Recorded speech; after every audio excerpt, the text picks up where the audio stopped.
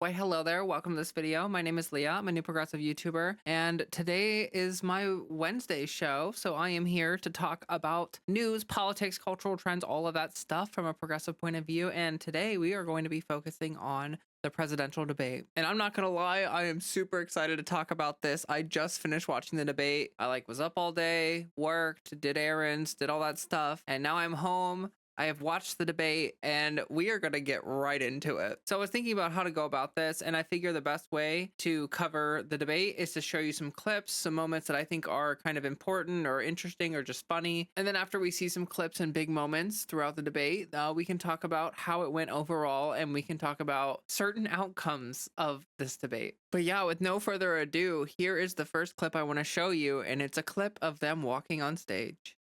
Or responses. Their microphones will only be turned on when it's their turn to speak. No pre-written notes allowed. There is no audience here tonight in this hall at the National Constitution Center. This is an intimate setting for two candidates who have never met. President Trump won the coin toss. He chose to deliver the final closing statement of the evening. Vice President Harris selected the podium to the right. So let's now welcome the candidates to the stage. Vice President Kamala Harris and President Donald Trump.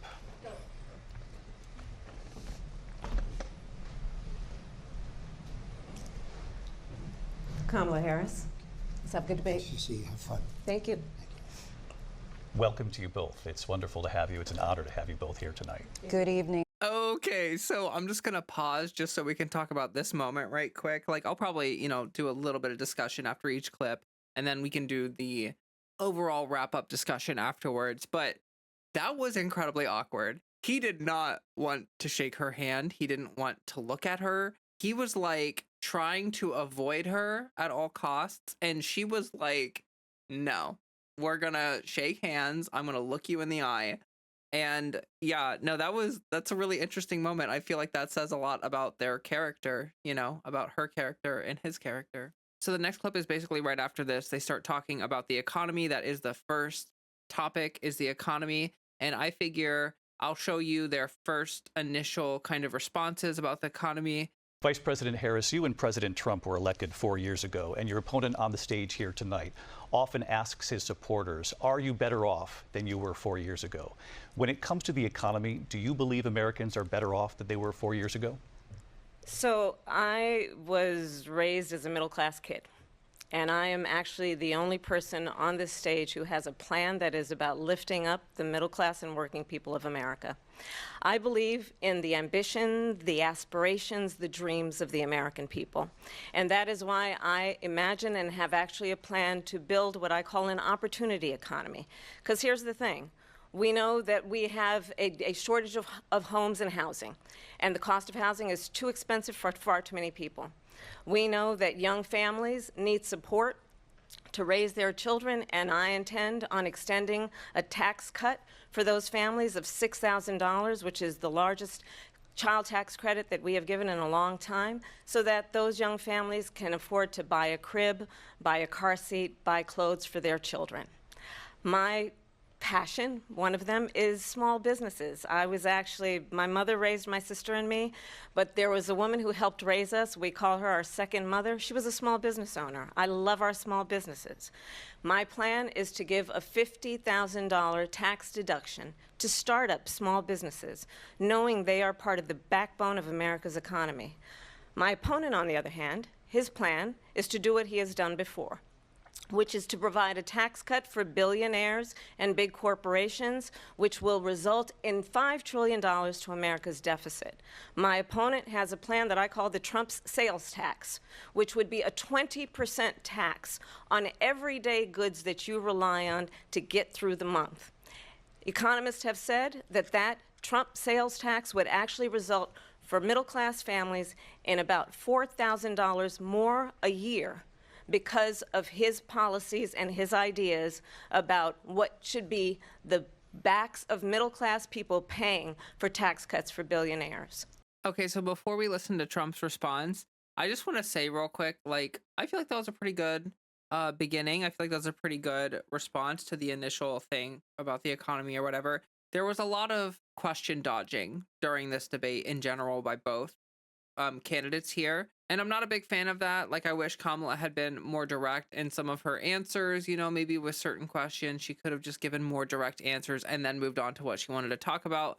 But there was a lot of just kind of like ignoring the questions and sort of talking about whatever these two decided they want to talk about. So, but overall, I do feel like she gave specifics. I feel like she was clear. She wants to focus on the middle class and do things to try to build up the middle class. And let's see what Trump has to say. First of all, I have no sales tax. That's an incorrect statement. She knows that. We're doing tariffs on other countries. Other countries are going to finally, after 75 years, pay us back for all that we've done for the world. And the tariff will be substantial in some cases. I took in billions and billions of dollars, as you know, from China. In fact, they never took the tariff off because it was so much money they can't. It would totally destroy everything that they've set out to do. They're taking in billions of dollars from China and other places. They've left the tariffs on. When I had it, I had tariffs, and yet I had no inflation. Look, we've had a terrible economy because inflation which is really known as a country buster. It breaks up countries. We have inflation like very few people have ever seen before, probably the worst in our nation's history. We were at 21%, but that's being generous because many things are 50, 60, 70, and 80% higher than they were just a few years ago. This has been a disaster for people, for the middle class, but for every class. On top of that, we have millions of people pouring into our country from prisons and jails, from mental institutions and insane asylums, and they're coming in and they're taking jobs that are occupied right now by African Americans and Hispanics, and also unions. Unions are going to be affected very soon. And you see what's happening. You see what's happening with towns throughout the United States. You look at Springfield, Ohio. You look at Aurora in Colorado. They are taking over the towns. They're taking over buildings. They're going in violently. These are the people that she and Biden led into our country, and they're destroying our country. They're dangerous. They're at the highest level of criminality. And we have to get them out. We have to get them out fast. I created one of the greatest economies in the history of our country. I'll do it again and even better. We are going to get to immigration and border security during this debate, but I would like to let Vice President Harris respond on the economy here. Okay, so that is what we are going to see from Trump throughout basically the entire debate. At his best, he is rambling about lies, about things that make no sense. Like, I mean, I swear to you, this debate is really something. I'm still reeling from listening to it. It's very back and forth. It's very fiery. And this is probably like the least calm that the debate is. Like, I feel like at this point, Harris hasn't had a chance to get under Trump's skin. And so we'll see how, Trump's mood shifts over time. And it's pretty funny to see. I'm not going to lie. But yeah, they go on to talk about the economy. Harris focuses mostly on attacking Trump and how he handled the pandemic. But really, they just kind of go back and forth. And I do want to mention that, like, it's funny because people, I've heard people say, like, I wish Harris had given more specifics about policies and just more specifics in general. But, like, Trump is going to pull this debate in a direction. He's going to try to pull the discourse in a direction. And it's like fighting fires, right? Like, I feel like she did a good job of actually laying out policy positions where she could, but she spends a lot of time fighting fires and as well antagonizing Trump. But okay, let's go ahead and move forward. You said that you were proud to be the most pro-life president in American history. Then last month, you said that your administration would be great for women and their reproductive rights. In your home state of Florida, you surprised many with regard to your 6-week abortion ban because you initially had said that it was too short. And you said, quote, I'm going to pro-life president in American history. Then last month, you said that your administration would be great for women and their reproductive rights. In your home state of Florida, you surprised many with regard to your 6-week abortion ban because you initially had said that it was too short. And you said, quote, I'm going to be voting that we need more than 6 weeks. But then the very next day, you reversed course and said you would vote to support the 6-week ban. Vice President Harris says that women shouldn't trust you on the issue of abortion because you've changed your position so many times. Therefore, why should they trust you? Well, the reason I'm doing that vote is because the plan is, as you know, the vote is, they have abortion in the 9th month. They even have, and you can look at the governor of West Virginia, the previous governor of West Virginia, not the current governor, who's doing an excellent job, but the governor before, He said the baby will be born and we will decide what to do with the baby. In other words, we'll execute the baby. And that's why I did that, because that predominates, because they're radical. The Democrats are radical in that. And her vice presidential pick, which I think was a horrible pick, by the way, for our country, because he is really out of it. But her vice presidential pick says abortion in the 9th month is absolutely fine. He also says execution after birth. It's execution, no longer abortion, because the baby is born, is okay. And that's not okay with me, hence the vote. But what I did is something for 52 years. They've been trying to get Roe v. Wade into the states. And through the genius and heart and strength of 6 Supreme Court justices, we were able to do that. Now, I believe in the exceptions for rape, incest, and life of the mother. I believe strongly in it. Ronald Reagan did also. 85% of Republicans do. Exceptions. Very important.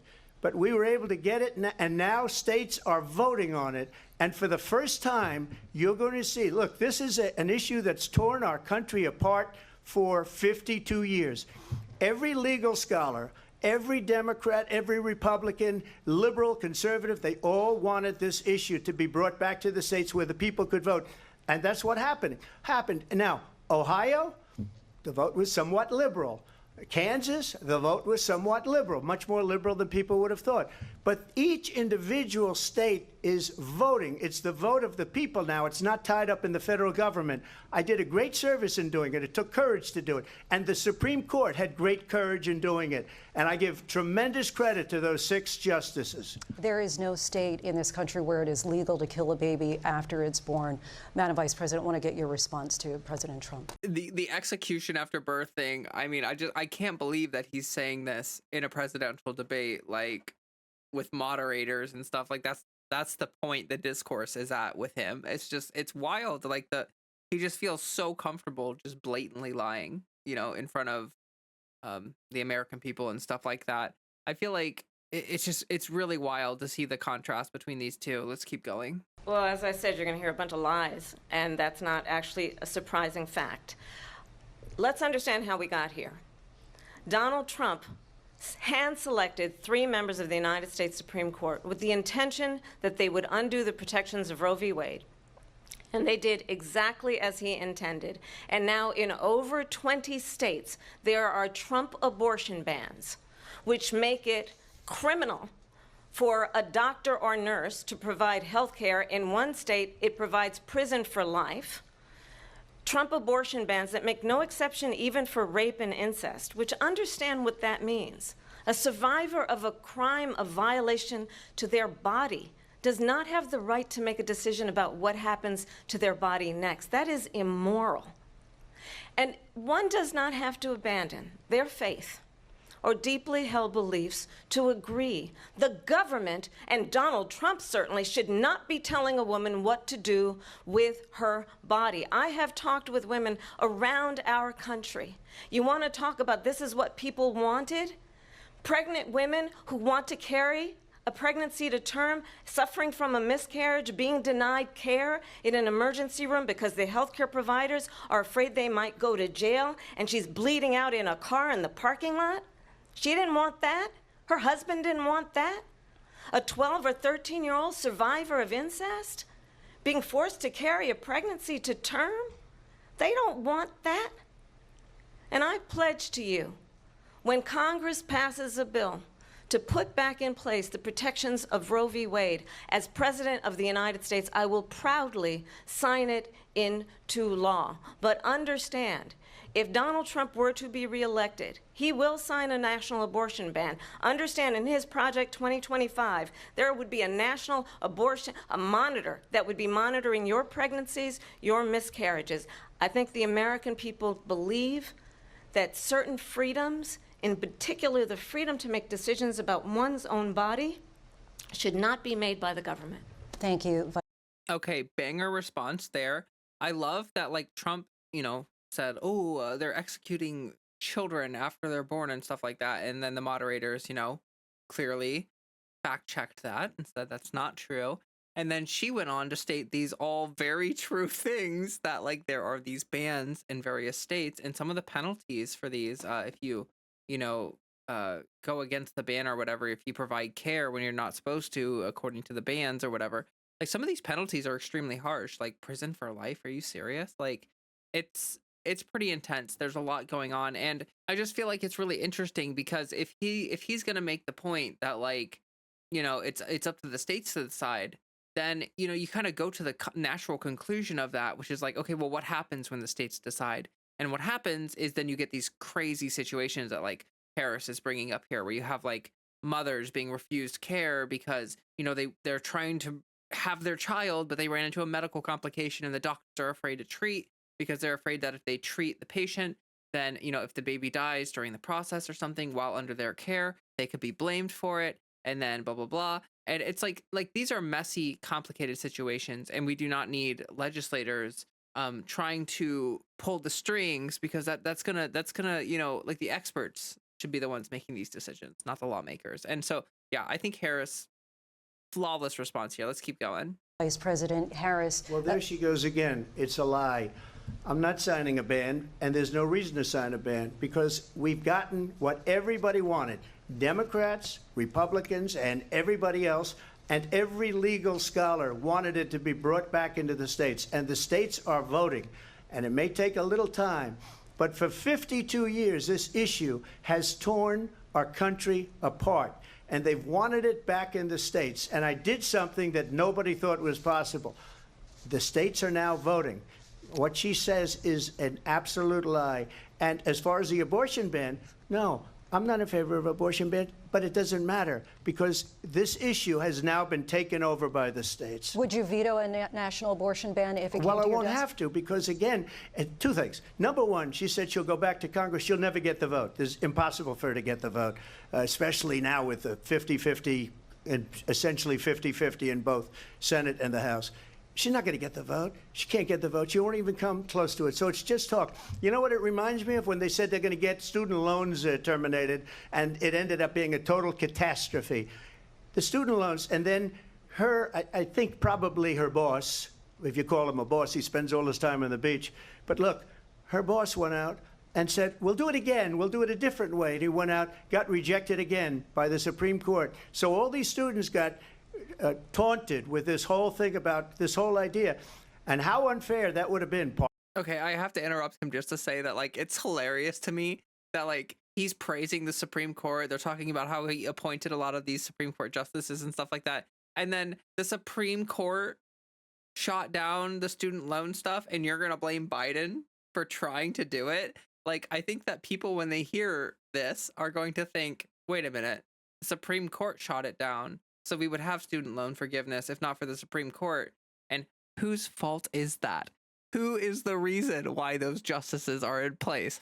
I wonder if maybe the court might have ruled differently if like there were like different justices there. I don't know. Maybe if there were some less conservative justices, then like maybe there would be less obstructionism. Like, I don't know. I'm just throwing that out there. I feel like it's just funny to me. Like, I feel like he didn't account for that at all in his response right here. Like, he's just so rambly. He's so off the wall. Like, he's not thinking about anything before he says it. He just does stream of consciousness, which I think is just wild, because like he's on the biggest stage in the world in front of the American people, debate like the job interview for the most important job in the world, and here he is. Part of the reason they lost to the millions and millions of people that had to pay off their student loans. They didn't get it for free.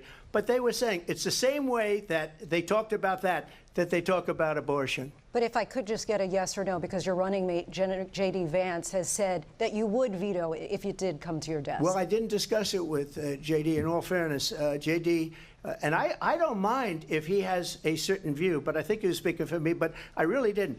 Look, we don't have to discuss it, because she'd never be able to get it, just like she couldn't get student loans. They couldn't get student loans. They didn't even come close to getting student loans. They taunted young people and a lot of other people that had loans. They can never get this approved. So it doesn't matter what she says about going to Congress. Well, wonderful. Let's go to Congress. Do it. But the fact is that for years they wanted to get it out of Congress and out of the federal government, and we did something that everybody said couldn't be done. And now you have a vote of the people on abortion. Vice President Harris, I want to give you your time to respond, but I do want to ask, would you support any restrictions on a woman's right to an abortion? I absolutely support reinstating. Alrighty, and so here is the next clip. Democrats, voters across the board in this country. Vice President Harris, you were tasked by President Biden with getting to the root causes of migration from Central America. We know that illegal border crossings reached a record high in the Biden administration. This past June, President Biden imposed tough new asylum restrictions. We know the numbers since then have dropped significantly. But my question to you tonight is, why did the administration wait until 6 months before the election to act? And would you have done anything differently from President Biden on this?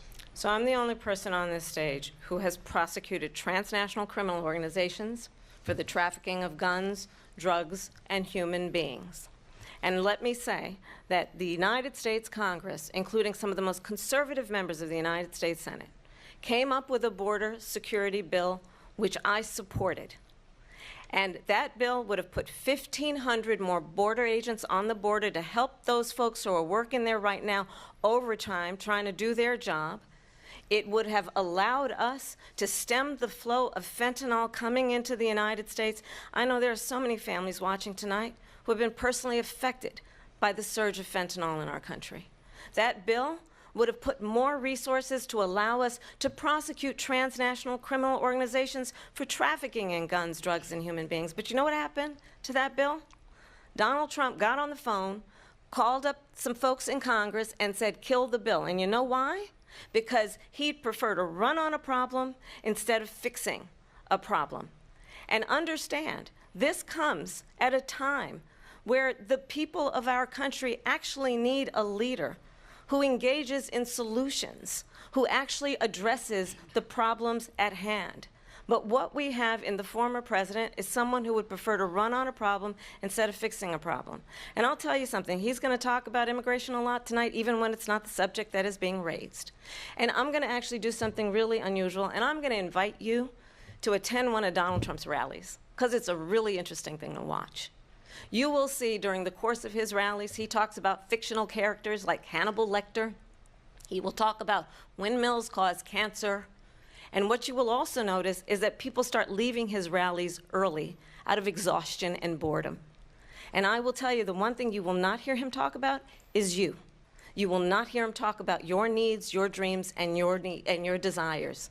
And I'll tell you, I believe you deserve a president who actually puts you first, and I pledge to you that I will. Vice President Harris, thank you. President Trump, on that point, I want to get your response. Okay, first of all, pretty good response there. I feel like bringing up that border bill thing is kind of the end of the discussion there. Like, I feel like it's sort of like, hey, you want this problem fixed? We tried to fix it. He's the problem. He's the reason why it didn't get fixed. So, I mean, pretty smart play there because, you know, she's supposed to be on the defense for this question. But obviously, like, if you talk about the facts, you know, like Democrats are better at running and governing and handling the border and everything. I mean, they are just better at governing than the Republican Party. And yeah, just pointing out that he played political football with this issue that he apparently cares number one about, like he's his number one issue, and he played political football with it. It really goes to show that, like, he's not in it to do good things for the people. He's in it to win the election. I would like to respond. Let me just ask, though, why did you try to kill that bill, and successfully so? That would have put thousands of additional agents and officers on the border. First, let me respond as to the Please. rallies. She said people start leaving. People don't go to her rallies. There's no reason to go. And the people that do go, she's bussing them in and paying them to be there, and then showing them in a different light.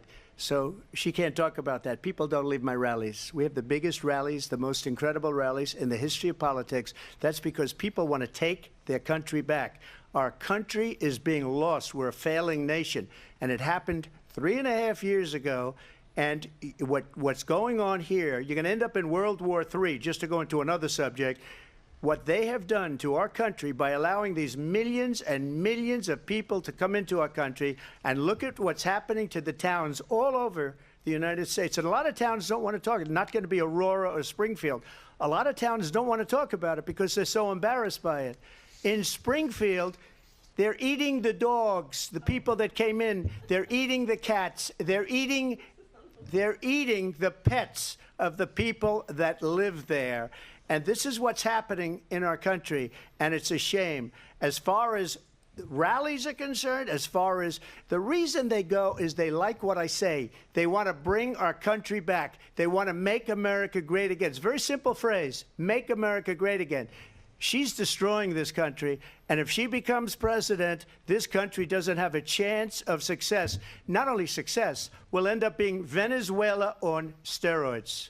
I just want to clarify.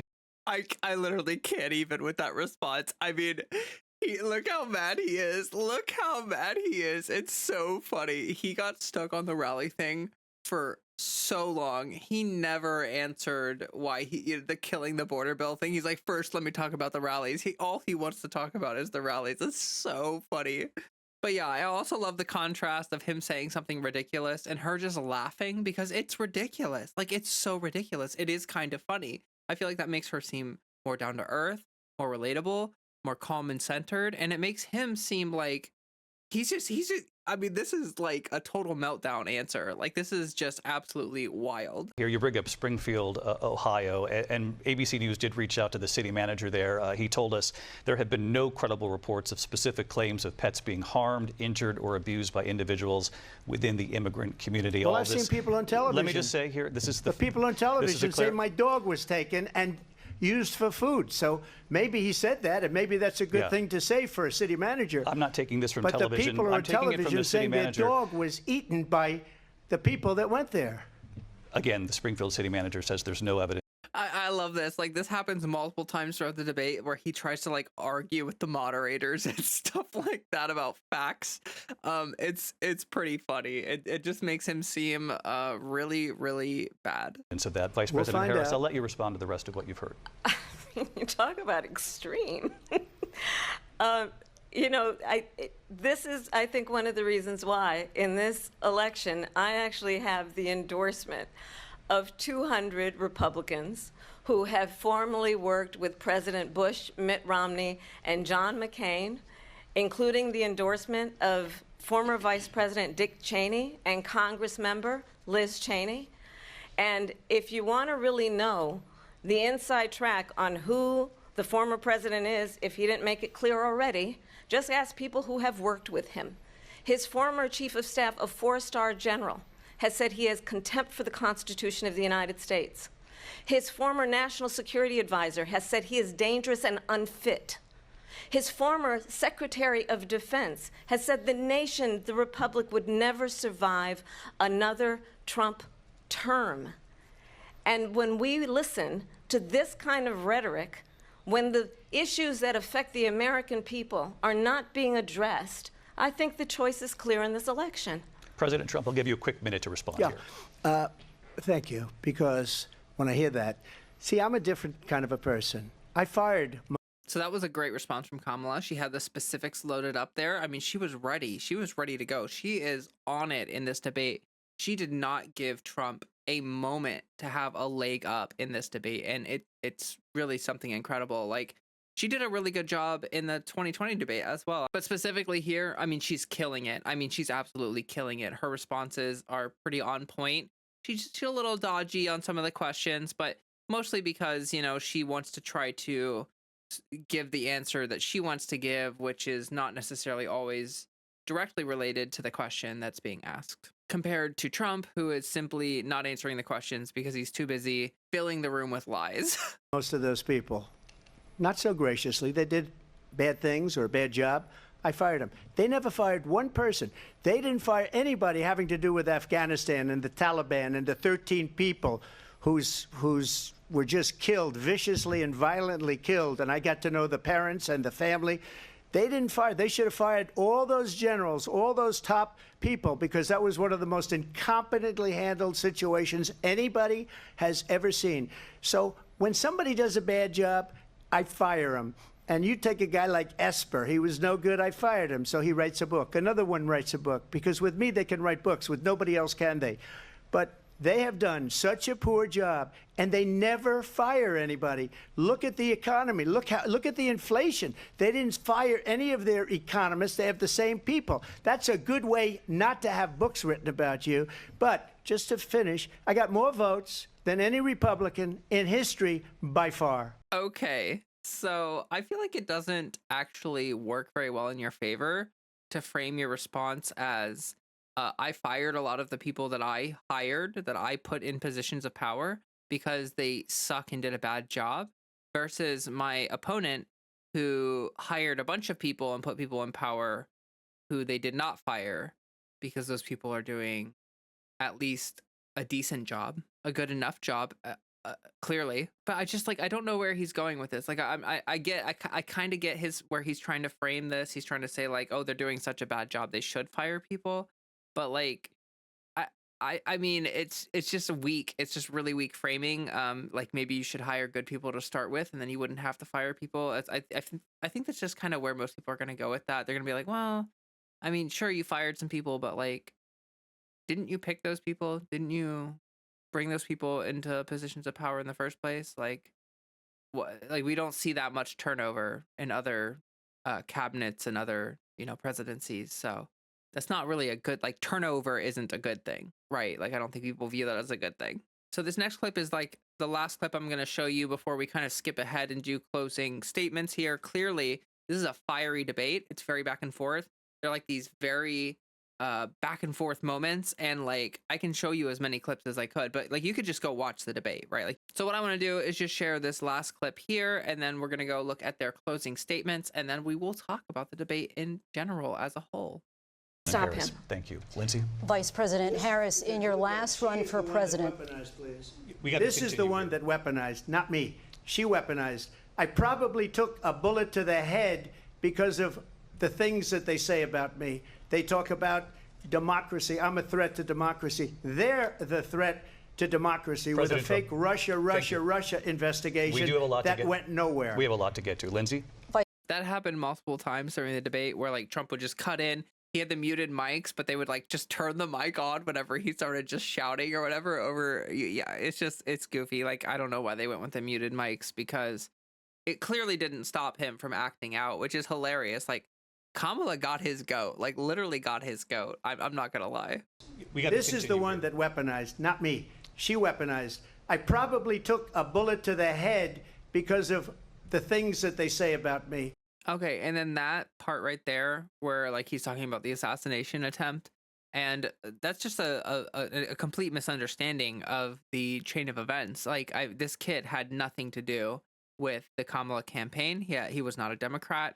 He was not a registered Democrat. He like seemed to be pretty conservative through and through. So like, I don't know, like, is it really Harris's fault that he got, almost assassinated? Like, I don't really think that that's her fault. I think that that's a weird thing to cast blame on her for that. Like, if you know the story, then it's like, how is that her fault at all, actually? Like, if anything, maybe it's your fault for using such inflammatory rhetoric all the time that, you make people think it's okay to go out and do such like inflamed acts or violent acts or something like that because you use such dramatic language about the state of our country and stuff like that. Like, like our country is going to heck in a handbasket, and, like you need to personally try to save the country or else we're not going to have a country anymore, like that kind of stuff. Vice President Harris, in your last run for president, you said you wanted to ban fracking. Now you don't. You wanted mandatory government buyback programs for assault weapons. Now your campaign says you don't. You supported decriminalizing border crossings. Now you're taking a harder line. I know you say that your values have not changed. So then why have so many of your policy positions changed? Now, the reason I wanted to show this clip before we jump to closing statements is because I think that Harris did a pretty great job throughout this whole debate. I think that she did lay out some specifics of policies. I think she combated misinformation. I think that she did the joyful warrior thing where, she laughed and she kept optimism and stuff. Like the mood contrast is very, very stark. Like, would you rather have Trump running the country as a grouchy old man, or would you rather have her running the country is a spirited person who has like ambitious goals and stuff like that to help out the middle class? But this is definitely a weak moment for Harris, and it's specifically because this is a really tough question for her. She has had moments where she was, only a representative, like a senator for a very short amount of time. So she doesn't have a super strong governing record. And for that reason, she's sort of just been with the party positions for a long time. And of course, over time, policies come and go, certain things come and go, and it can kind of seem like when you're towing the party line, like your positions are shifting over time because you're towing a party line. She's also, sort of tried to move to the right here recently with certain policy positions. And you could say that's because she's running in the general election. She's trying to go for more broad appeal kind of thing. She doesn't want to come off as really, really progressive because that opens up lines of attack against her that maybe she could avoid if she comes off as more, more conservative or more right wing, like more to the right than she actually is.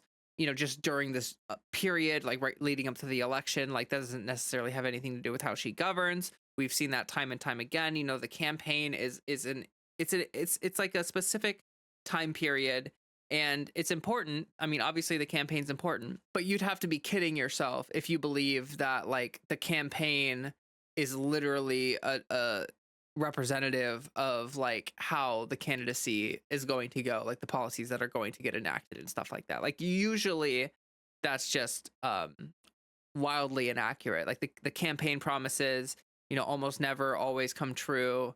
And there's a lot going on here. But there are certain things that you could point to that Harris has supported in the past, and you could say like, hey, it kind of seems like maybe you've switched positions here on policy.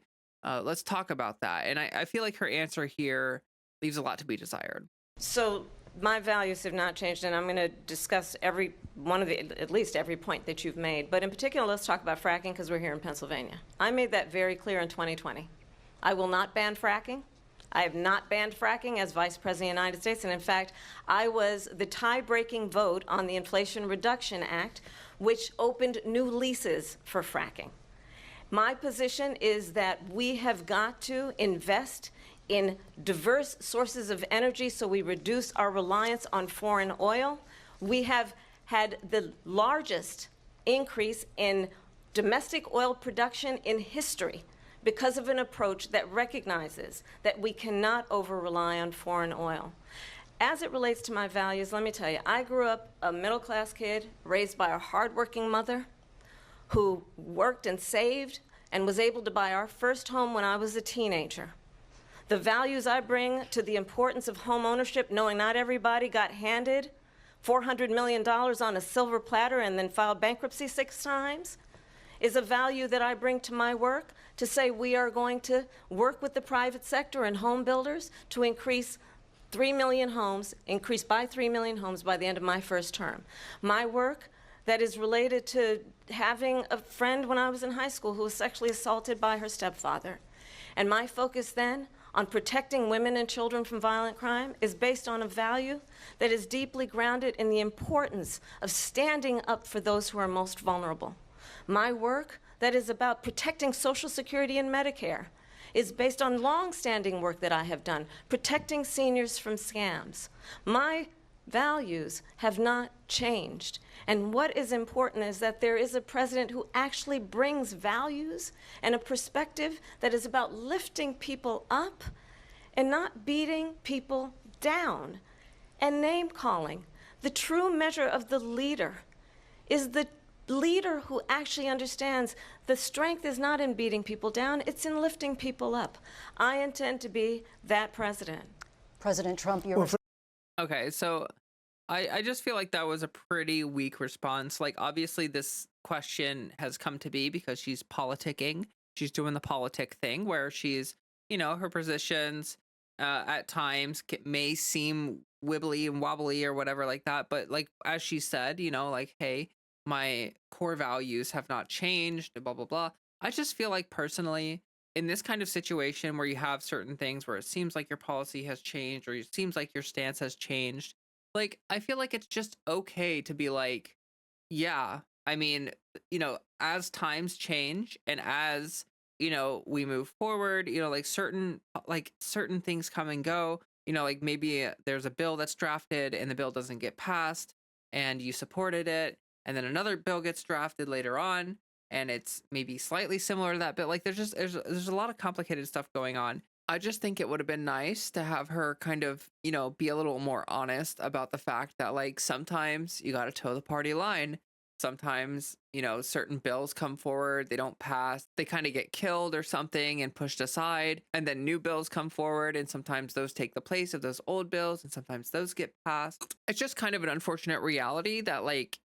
making laws and stuff is sort of a complicated process. And while it may seem like her positions are changing, she really does have core principles that she lives by and blah, blah, blah, blah, blah. So we're going to go ahead and jump to closing statements. I have the hiccups, and I keep trying to get my hiccups to go away, and it has been at least 10 minutes now, and I cannot get them to go away. So I'm just gonna have to deal with it. If I have to leave a hiccup in or two, then I apologize. But I keep just trying to wait for them to go away, and I can't just stand here all night and wait for these hiccups to go away. But all right, let's just go ahead and jump to the closing statements here. Pennsylvania. Here again, David Muir and Lindsay Davis. Welcome back tonight. The time has come for closing statements, and Vice President Harris, we begin with you. So I think you've heard tonight two very different visions for our country. One that is focused on the future, and the other that is focused on the past, and an attempt to take us backward. But we're not going back. And I do believe that the American people know we all have so much more in common than what separates us. And we can chart a new way forward. And a vision of that includes having a plan, understanding the aspirations, the dreams, the hopes, the ambition of the American people, which is why I intend to create an opportunity economy, investing in small businesses, in new families, in what we can do around protecting seniors, what we can do that is about giving hardworking folks a break and bringing down the cost of living. I believe in what we can do together that is about sustaining America's standing in the world and ensuring that we have the respect that we so rightly deserve, including respecting our military and ensuring we have the most lethal fighting force in the world. I will be a president that will protect our fundamental rights and freedoms, including the right of a woman to make decisions about her own body and not have her government tell her what to do. I'll tell you, I started my career as a prosecutor. I was a DA, I was an attorney general, a United States senator, and now vice president. I've only had one client, the people. And I'll tell you, as a prosecutor, I never asked a victim or a witness, are you a Republican or a Democrat? The only thing I ever asked them, are you okay? And that's the kind of president we need right now. Someone who cares about you and is not putting themselves first. I intend to be a president for all Americans and focus on what we can do over the next 10 and 20 years to build back up our country by investing right now in you, the American people. Vice President Harris, thank you. President Trump?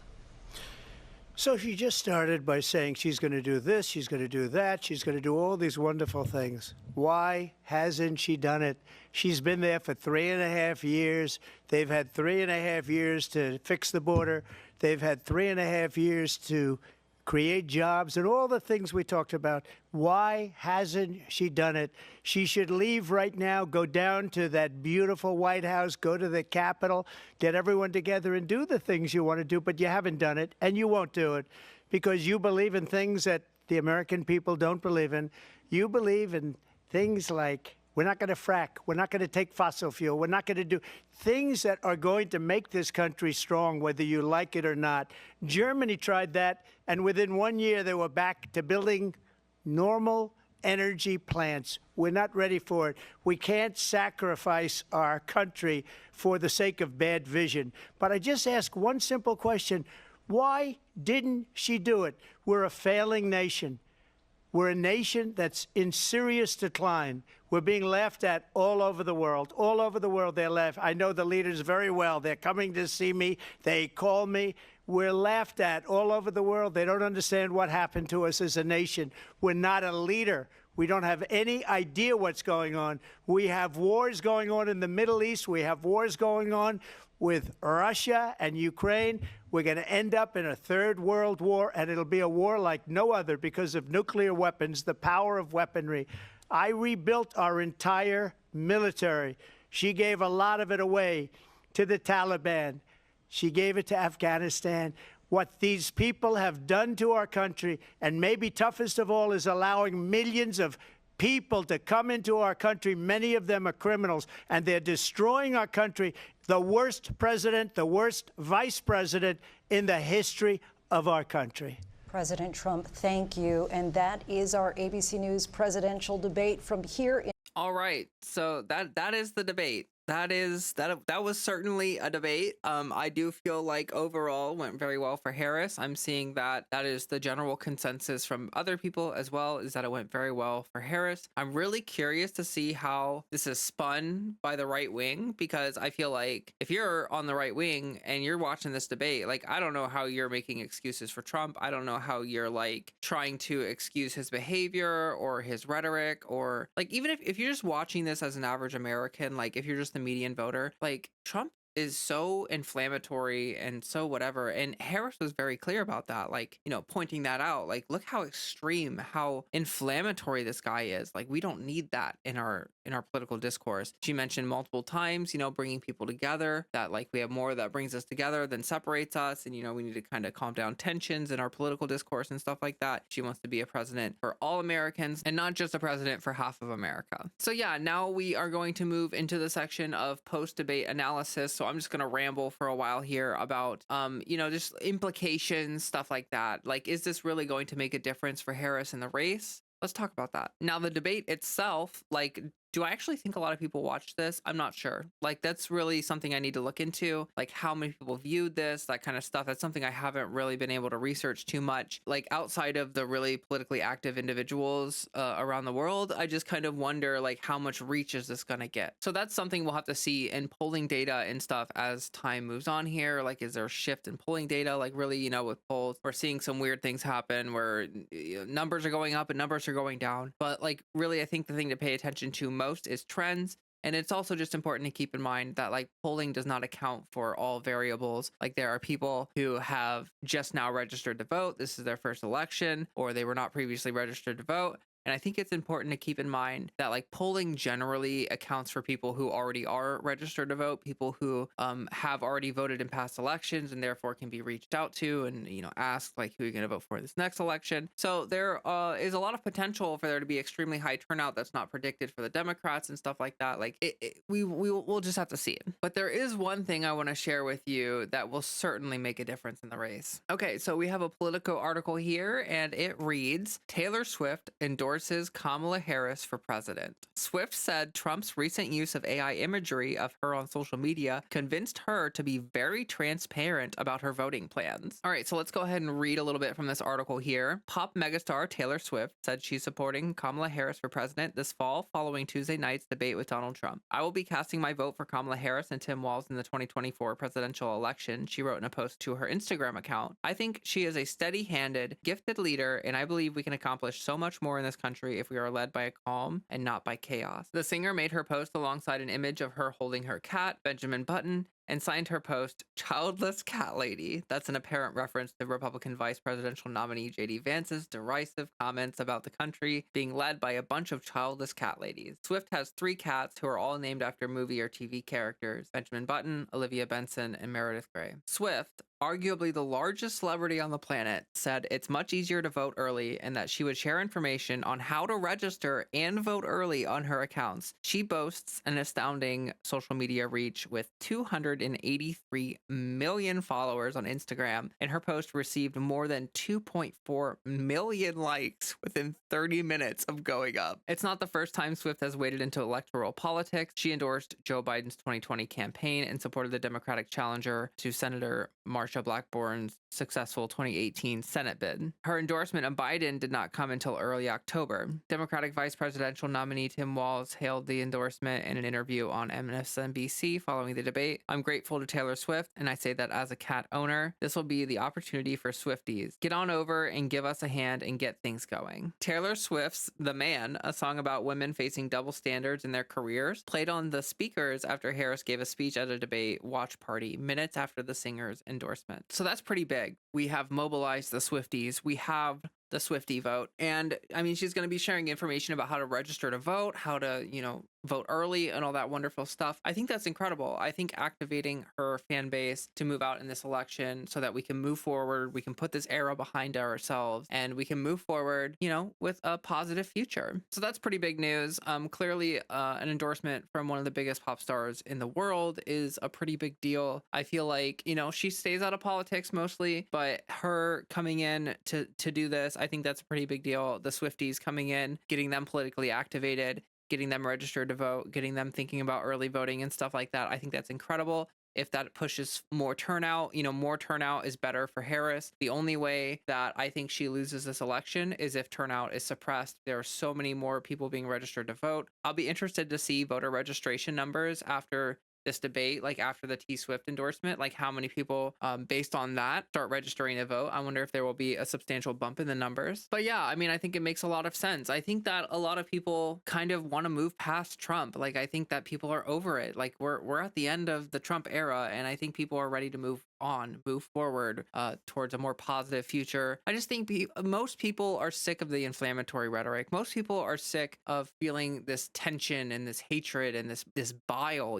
like a lot of people don't want that. Like, there are some people who are addicted to it. They're addicted to the hate. They're addicted to the drama. They're addicted to the persecution, the victim complex stuff. Like, there are people that are stuck in that. And, unfortunately, they're going to have to try to find a way out of it because the world is going to move on whether they move on or not. But yeah, those are basically my thoughts about the debate. I feel like Harris crushed it. She got under Trump's skin. She needled him. She made him respond poorly a number of times. She got some really good moments out of it. I feel like she did do a pretty good job responding to questions most of the time. She did dodge a few questions, and, some of her answers left a little bit to be desired. But, like, to be honest, I mean, she did a pretty good job.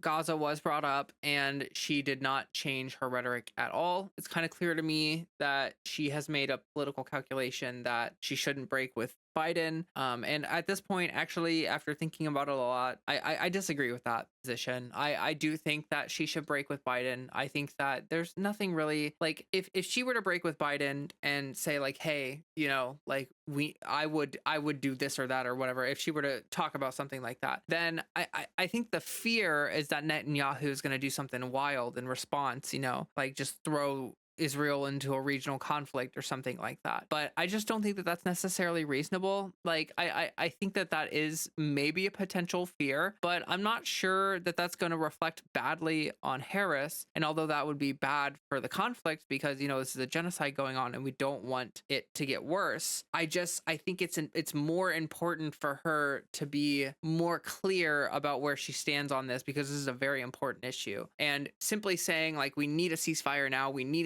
now, like, yes, of course we do.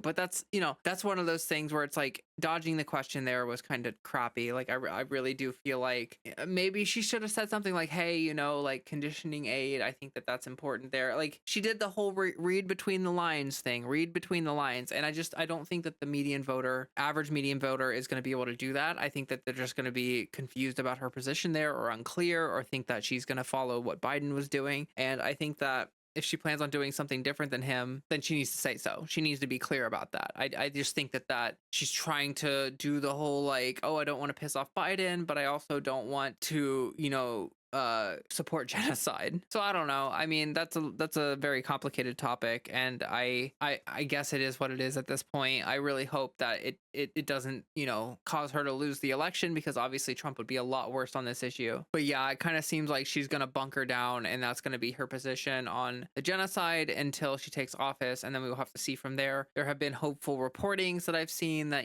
potentially her State Department pick or something is going to be a little better. His positions are better. It's just like virtue. It's just signaling, it's like read between the lines.